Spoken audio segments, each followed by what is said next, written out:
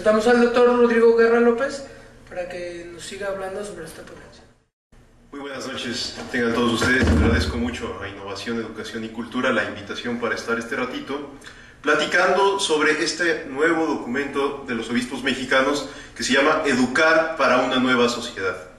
Y el subtítulo es muy importante, ya lo insinuaba el padre Abel: reflexiones y orientaciones sobre la educación en México. Es decir, no es un documento en donde los obispos nos presenten una serie de instrucciones, sino donde más bien nos ofrecen una plataforma para continuar un diálogo que ellos han emprendido consultando una gran cantidad de actores durante varios años al momento de elaborar esta propuesta, y que no pretenden que esta propuesta sea el punto final, sino al contrario, el comienzo de un diálogo y una discusión que nos permita a todos, desde nuestras distintas convicciones y maneras de ser, desde nuestros distintos compromisos con la educación, ya sea como padres de familia, como actores en el servicio público, como maestros en la escuela oficial o privada, como miembros de algún medio de comunicación, poder contribuir a que la educación realmente en México se transforme y mejore, dado que casi en cualquier conversación, cuando analizamos, sin necesidad de grandes analistas, alguna problemática de lo que ocurre en nuestra sociedad, casi siempre, sin gran dificultad, todos logramos identificar que debajo de problemas políticos, económicos y sociales, por más graves y complejos que sean, siempre existe el ingrediente educativo como cuello de botella, como resorte fundamental, que si no logra mejorar, entonces muchos de los esfuerzos que se hagan en otros niveles, en otros espacios y ambientes, serán infructuosos porque la raíz no está lo suficientemente renovada como para verdaderamente promover un nuevo florecimiento. El documento de los obispos mexicanos, desde mi punto de vista, es realmente muy innovador. Primero porque retoma una idea que puede parecer un lugar común, pero que es muy potente, de un discurso de Juan Pablo II ante la UNESCO. Este pequeño texto se coloca al inicio de todo el documento como para abrir un poco la actitud para enfrentar toda la reflexión que va a venir a lo largo de las páginas que lo constituyen. Y este pequeño texto de Juan Pablo II es muy breve, pero ciertamente es muy como recuperador de la conciencia de cuál es la naturaleza realmente del desafío educativo que hoy tenemos. Dice Juan Pablo II en la UNESCO: la educación consiste en que el hombre llegue a ser más hombre, que pueda ser más y no solo que pueda tener más, y que en consecuencia, a través de todo lo que tiene, todo lo que posee, sepa ser más plenamente hombre. En este pequeño texto, que rápidamente puede pasarse por alto, ya hay una crítica a varias de las cosas que de manera más explícita los obispos van a comentar en el documento. Se critica fundamentalmente esta idea realmente perversa que ingresa en una gran cantidad de instituciones, aún en algunas de inspiración cristiana, que ha hecho creer que la educación principalmente está orientada para tener éxito laboral y económico. Y en efecto, es parte de la dignidad y de la vida digna de la persona el poder trabajar y el poder ganarse el sustento para mantener a su familia. Y sin embargo, lo más decisivo para que el hombre florezca y para que pueda trabajar y para que pueda ganar el sustento de su familia no es subordinarse devotamente a la lógica del mercado, sino es principalmente descubrir un factor que permita hacer florecer su propia humanidad. Y entonces la gran cuestión que afronta el documento es: ¿cómo podemos todos como sociedad, y la Iglesia Católica particularmente como sujeto activo de la sociedad, ayudar a que haya nuevamente una conciencia respecto de que necesita volver a florecer la humanidad de cada ser humano para que podamos entonces encontrar una vida más digna, una manera más plena de concebir la educación, y una sociedad entonces aparezca renovada, no solo de manera cosmética, sino desde su base más profunda.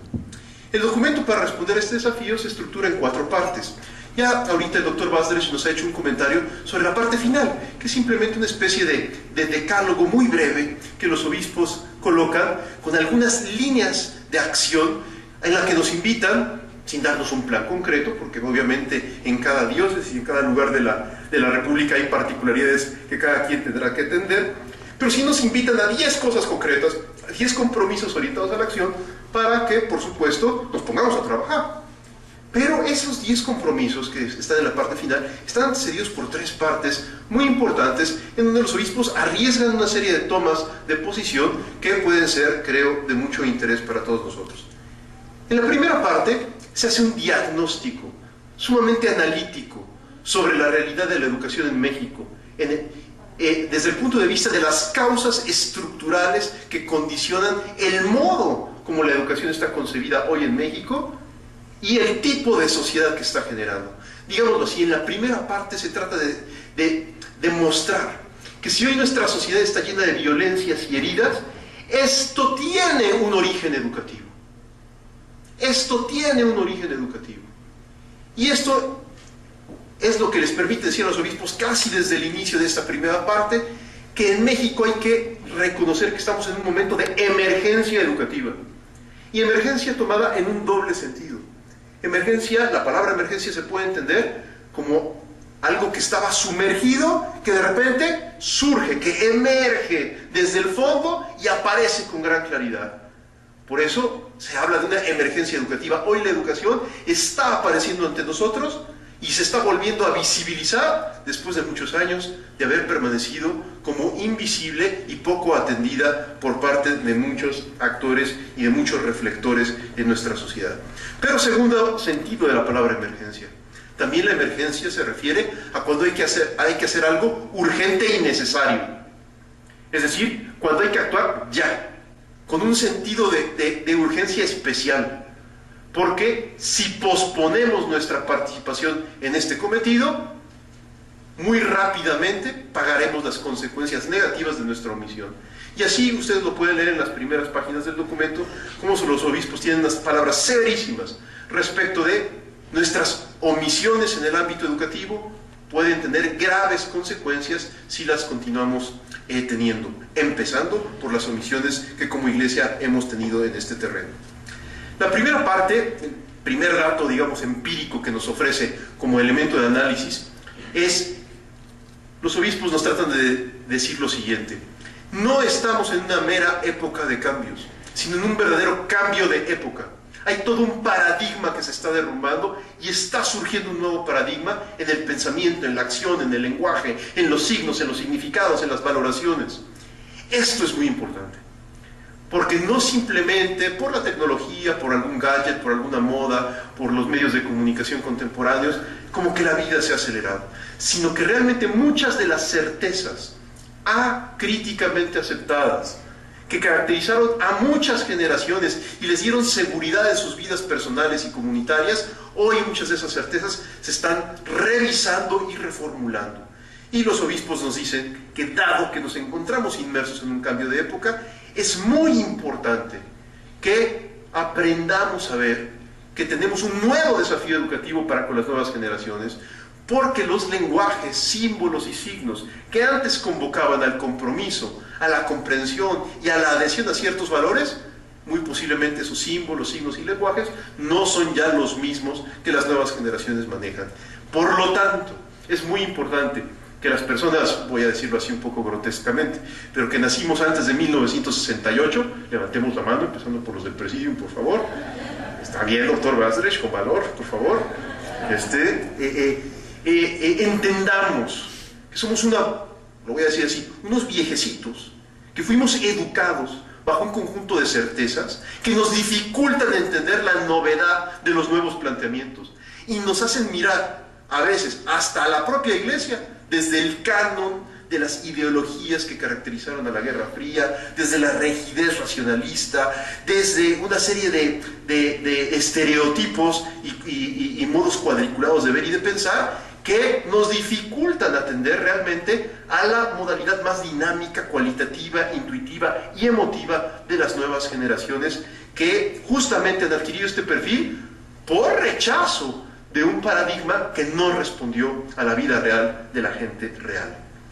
Los obispos nos dicen esto justamente al inicio de este documento sobre educación. Y justamente nos lo dicen para decirnos, para concluir que cada vez más es difícil comunicar por eso a las nuevas generaciones certezas y valores, algo creíble sobre lo cual se pueda apoyar la vida y particularmente la experiencia de la fe. En otras palabras, las dificultades de transmisión de la fe que hoy experimentan muchas familias no son fruto de la casualidad o de falta de una especie de renovación en materia de marketing, en el ámbito eclesial. No, es un fenómeno cultural generalizado de que en general los mayores no logramos entender a los jóvenes, porque hay realmente una brecha generacional más amplia que en otras épocas, dado el momento de cambio de época que estamos viviendo. Segundo elemento empírico que ponen en su análisis los señores obispos: la importancia capital que tiene la pobreza y la inequidad como factor de condicionamiento para la equidad educativa. Los obispos, con gran claridad, y como no lo habían dicho tal vez desde la carta pastoral del año 2000 del encuentro con Jesucristo a la solidaridad con todos, hoy renuevan el análisis crudo, duro, no dicen ninguna cosa que no sepamos, pero es muy importante que los obispos lo hayan asumido y proclamado con gran fuerza, que el 51.2% de la población ocupada tiene un nivel de ingreso en este país cada mes menor a los 3 salarios mínimos. México es un país en el que existe una enorme desigualdad entre ricos y pobres, es decir, la pobreza no es lo peor es la inequidad. Es decir, que la brecha que existe entre el 10% más rico y el 10% más pobre cada vez se amplía más. Y así al 10% más pobre de los mexicanos le corresponde el 1% del ingreso nacional total. Y en el otro extremo, el 10% más rico de la población concentra el 41% de la renta nacional total. Esto quiere decir que en México la inequidad es altísima.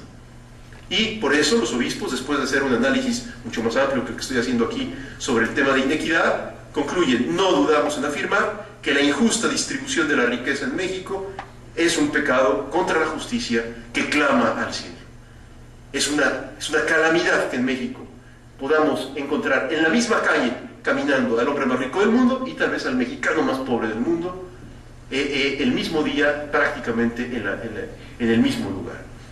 Esto no puede ser. Esto es algo que merece ser revisado y que está condicionando poderosísimamente el desarrollo educativo en México, porque un niño que obviamente tal vez que estudia tercero de primaria en una escuela, en un ambiente urbano,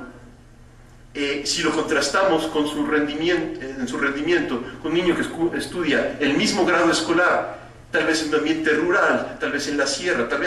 tarahumara, en un ambiente sumamente marginado, aunque ambos tengan el mismo certificado de estudios al final del esfuerzo, sin embargo, justamente la deficiencia de ingreso de su familia, la deficiencia calórica, la ingesta calórica diversa, el diverso acceso a los medios de salud, el diverso acceso a medios de comunicación, hace que entonces un mismo certificado no tenga realmente el mismo nivel de calidad educativa. La inequidad educativa en México, a causa de la gravísima y deficientísima distribución de la riqueza en nuestro país, sigue siendo una de las causas más alarmantes y más problemáticas para la educación en nuestro país. Tercera cosa que dicen los obispos en el ámbito del análisis, que es muy importante, y esto tiene un gran valor porque muy pocas personas hoy lo dicen, y lo dicen claramente, que el problema de la educación en México ha estado lastrado sistemáticamente por la cooptación ideológica gubernamental del aparato educativo mexicano. En otras palabras, hace muchos años nadie alzaba la voz respecto de que en México el sistema educativo mexicano ha servido a los intereses de la ideología política en turno. El que nuevamente alguien se atreva a denunciar esto, de que no se vale que la educación esté como secuestrada muchas veces por ideologías que en materia histórica, científica, filosófica, etcétera, inducen una particular manera de ver y no se abren realmente a una pluralidad de visiones que permitan que las personas crezcan con libertad en su manera de interpretar el mundo y la realidad. El que haya este tipo de denuncia por parte de los obispos me parece valiosísimo. Hoy en muchos ambientes educativos, y los que hemos vivido en ámbitos escolares lo sabemos, aceptamos acríticamente, pacíficamente, con gran subordinación, prácticamente cualquier moda educativa en turno. En el momento en que llega el constructivismo decimos que es lo máximo, y luego vienen las competencias y las celebramos, y pasado mañana vendrá alguna otra nueva cosa, y no nos damos permiso, como dicen los obispos, de hacer una revisión crítica, con el uso real de la razón, preguntándonos por qué esas cosas que se nos ofrecen como buenas. Es decir, ¿cuál es la verdadera razón por la que la UNESCO propone unas cosas, la SEP propone otras, y suceden una serie de cosas en los planes de estudio de nuestros niños y de nuestros jóvenes? La segunda parte del documento, hay más elementos de diagnóstico y de análisis que ojalá ustedes puedan revisar en el documento. La segunda parte del documento es una mirada para revisar el aporte que ha tenido la Iglesia Católica en la educación en México. Y lo voy a tratar de resumir en una sola palabra. Es muy lamentable que a la hora de comprar alguna historia de la educación en México más o menos reciente y actualizada, el reconocimiento que se hace del aporte de la Iglesia a la educación en México es bajísimo o nulo. Cuando la institución educativa más perseverante, con más numerosas instituciones, con más amplia extensión en su propuesta educativa en todo el país, es la Iglesia Católica, desde el origen de la nación y hasta nuestros días. Esto es gravísimo y habla también de una grave distorsión en muchos de los investigadores educativos y de los historiadores de la educación, que no logran ver que muchas de las personas que hoy dirigen hasta nuestro país proceden de escuelas de inspiración cristiana que, como sea, les han brindado una formación y una manera de comprender la vida y el sentido de la historia. El recorrido histórico es muy bonito, muy breve, pero muy bonito, porque se va justamente haciendo un repaso de cómo las órdenes religiosas fueron justamente no solamente evangelizando, sino humanizando y en ese sentido educando desde el momento de la colonia y hasta nuestros días. Y nuevamente en esta parte histórica se hace un señalamiento muy claro, como a partir de 1857 y luego por supuesto de la Constitución de 1917, lamentablemente una ideología política sumamente reductiva colonizó de una manera autoritaria el sistema educativo mexicano con un proyecto claramente de control político, y que no hemos logrado salir justamente de ese marco de control del pensamiento y de la educación. En muchos países del mundo existen ministerios de educación, pero en muy pocos países del mundo existen ministerios de educación tan invasivos como el nuestro.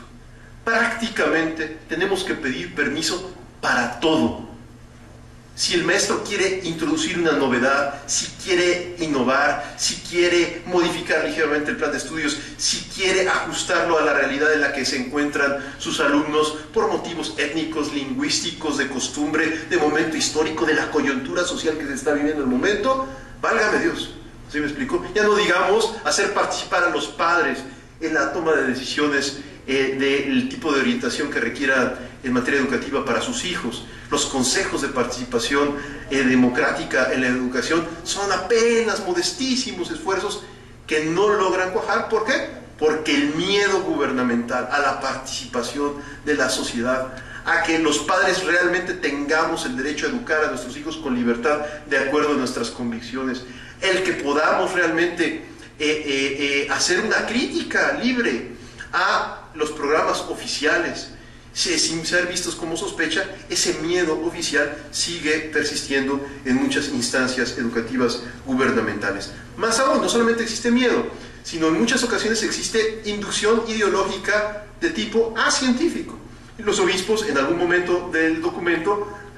abordarán el tema delicado y polémico, pero muy importante, de cómo, por ejemplo, en los libros de Ciencias 1 de secundaria, es decir, el libro de biología de primero de secundaria, más allá de enseñar biología, en muchas ocasiones se induce a tomas de postura y prácticas de experimentación, sobre todo en el ámbito de la sexualidad y la afectividad, que lejos de educar en la biología de la reproducción o en la biología en general, como cualquier persona que estudia medicina aprende biología, inducen más bien a conductas que deberían de ser juzgadas a la luz de los valores que las familias posean de acuerdo a sus convicciones en el orden ético. En otras palabras, los obispos denuncian una invasión y una manipulación en un territorio que no le compete al sistema educativo mexicano a la hora de formar en la afectividad a los niños, sobre todo en un momento muy particular de su vida, como son los 12, 13 años de edad. Y en la tercera parte, que es como el corazón de todo el documento, los obispos se preguntan, bueno, dado que tenemos este diagnóstico en la primera parte, dado que hemos tenido esta presencia histórica los cristianos en la historia de México en la segunda parte, hoy, ¿qué podemos decir respecto a la educación? Y entonces, los obispos ofrecen un conjunto de definiciones de educación, muchas de ellas de todos conocidas, desde las más típicas de que educar es extraer desde dentro y hacia afuera, ¿no?, todo el potencial humano que tiene cada persona al interior de su ser para que se desarrolle plenamente, hasta algunas definiciones más nuevas sobre educación, y arriesgan a través de estas definiciones una gran hipótesis, que lo más importante en la educación es mirar con atención, no tanto la última moda del más genial educador, sino el mirar a la persona en su integralidad sin censurar ninguna dimensión constitutiva de su condición. En otras palabras, este documento en esta tercera parte es un gran exhorto a volver a la persona. Por eso podemos considerar a este documento como una reflexión personalista, es decir, tal vez anclada en la mejor tradición de aprecio a la persona como totalidad, como fin en sí mismo, como ser autónomo, libre y responsable, que exige no simplemente ser atendido por un método educativo, sino que exige ser, dicen los obispos, la persona humana reconocida como método educativo. Y esta es una novedad también bien grande. Los obispos nos recuerdan que existen muchos métodos educativos. Cada institución educativa tiene sus particularidades, sus métodos. En los ámbitos cristianos, pues los lasallistas educan de una manera, los maristas de otra, los jesuitas de un modo, y sin embargo los obispos nos dicen, todos esos métodos seguramente son valiosos, en la medida que reconozcan a la persona como método. ¿Y esto qué significa? Que la persona es una totalidad, en donde no está la inteligencia y los afectos separados por un lado, y unos por un lado y otros por otro, sino que la inteligencia es una capacidad de la persona, y los afectos son una capacidad de la persona, y el orden físico y biológico son una dimensión de la persona. En otras palabras, la misma persona que piensa es la que tiene hambre, y es la que llora y ríe. Es decir, la unidad de la persona es la que une múltiples dimensiones, ciertamente diversas, pero que siempre están unidas en la persona. Por eso el exhorto final de volver a la persona y ponerla como protagonista central del quehacer educativo no es una mera vuelta racionalista. Los obispos además lo dirán de manera explícita cuando explican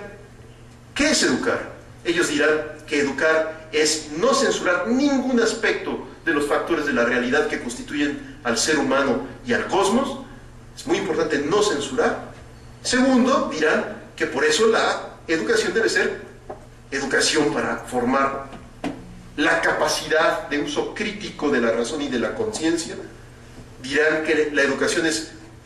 educación para buscar la verdad, eso sí con la razón, dado que hoy hay una especie de desprecio hacia la razón y a su capacidad para reconocer la verdad objetiva. Educación para vivir la libertad, educación para amar y vivir la afectividad profunda e intensamente, pero a la luz del discernimiento racional que se haga. Los obispos serán clarísimos al decir que no basta un mero gesto de autenticidad sentimental para entonces ejercer nuestra libertad con dignidad, sino que es necesario que nuestros sentimientos pasen por el discernimiento de la razón para que entonces podamos actuar conforme a la verdad sobre el bien que nuestra razón descubra al momento en que viene, por ejemplo, una respuesta afectiva por parte de nuestro corazón. Educación será también educación para la apertura a los demás y a la solidaridad, dado que de nada sirve tener una gran cantidad de conocimientos y en teoría tener una vida afectiva aparentemente ordenada si no hay responsabilidad para con los demás, en especial para con los que más sufren, para con los más marginados, para con los últimos de la historia. El énfasis que ponen los obispos en la necesidad de que la educación sea educación para la solidaridad, para la acogida, para el servicio a los demás, es tal vez una también de las cosas más bellas de esta tercera parte del documento.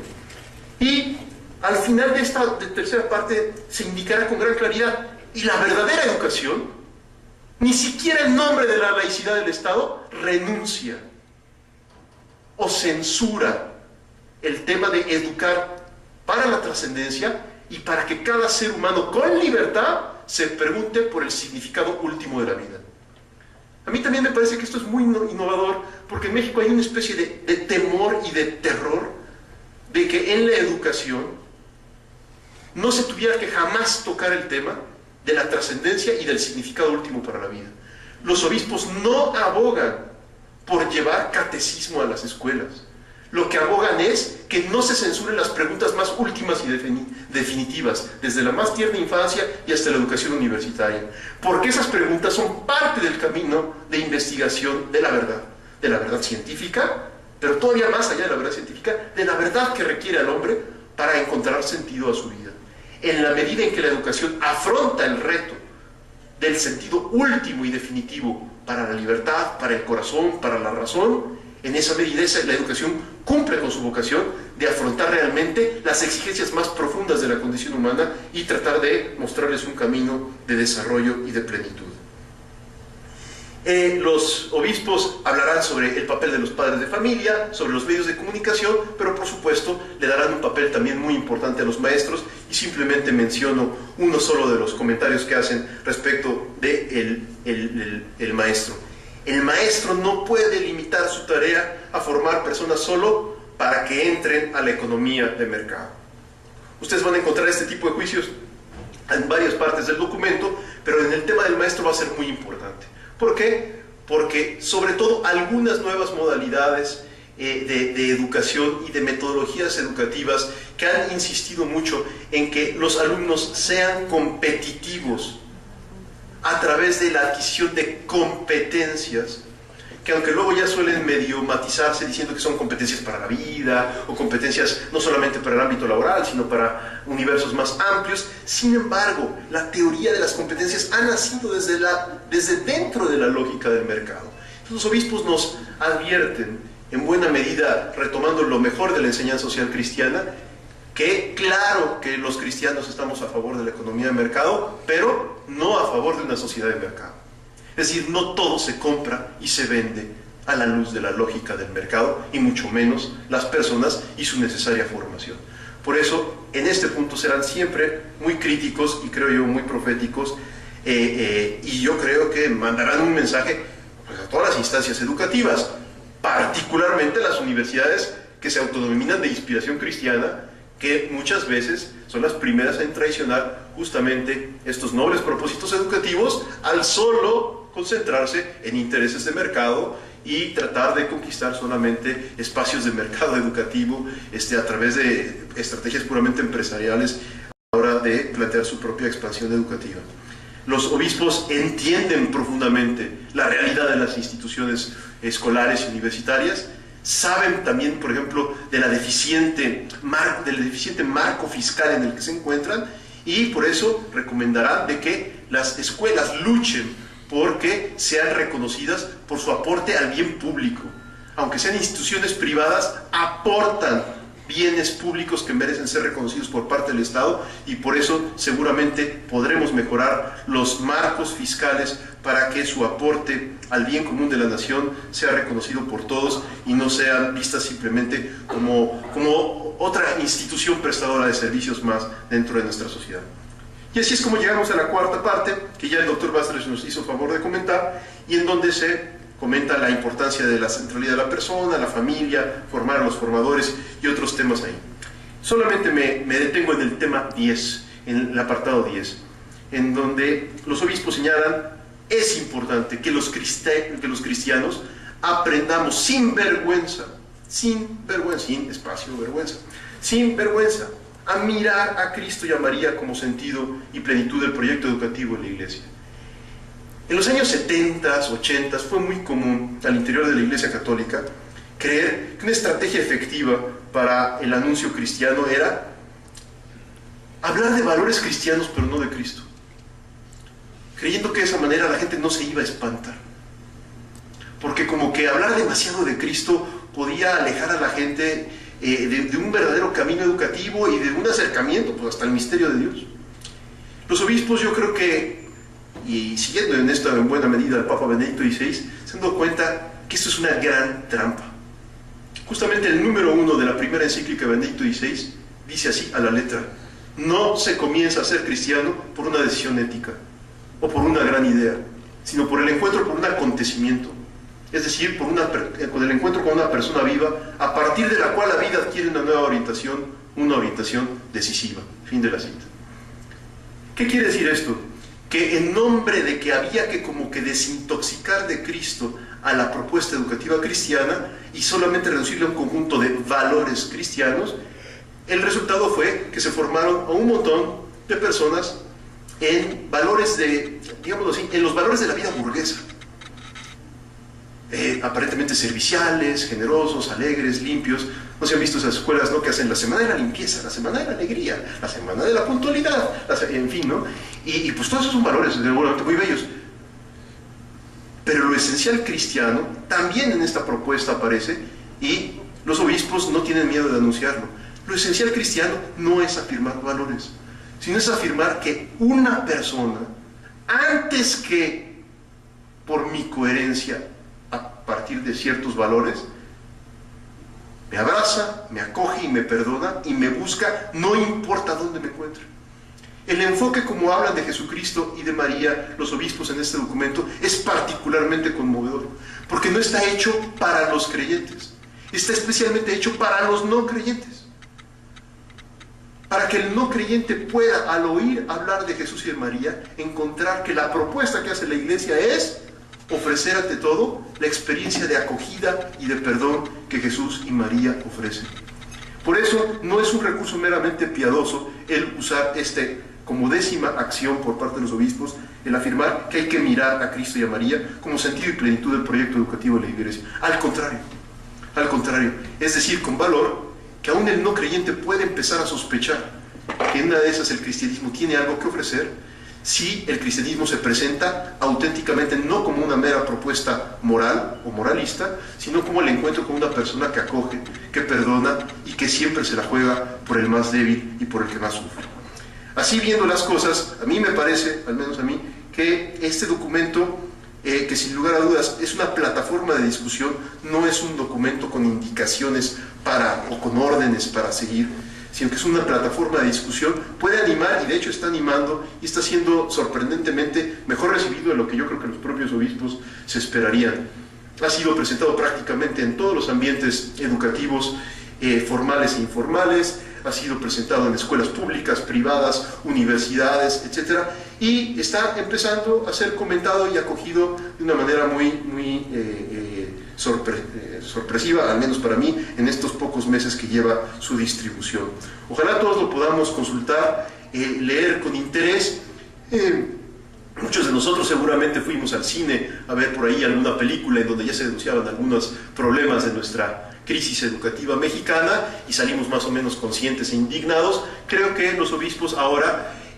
ofrecen una palabra valiente, profética, no convencional, no como la típica palabra ahí de padrecito, un poco cansada, un poco... no, sino con un lenguaje bastante laico, que nos invita justamente a que nos comprometamos con mejorar la educación de nuestro país, porque el espacio vacío que nosotros dejemos en este esfuerzo va a ser llenado muy posiblemente por los típicos intereses de poder que suelen siempre asaltar el ámbito educativo y usarlo como carne de cañón para sus propios intereses, que lamentablemente no siempre son los mejores. Ojalá todos nos podamos entusiasmar con este documento y podamos reflexionarlo y compartirlo con quien más le tengamos confianza. Muchas gracias.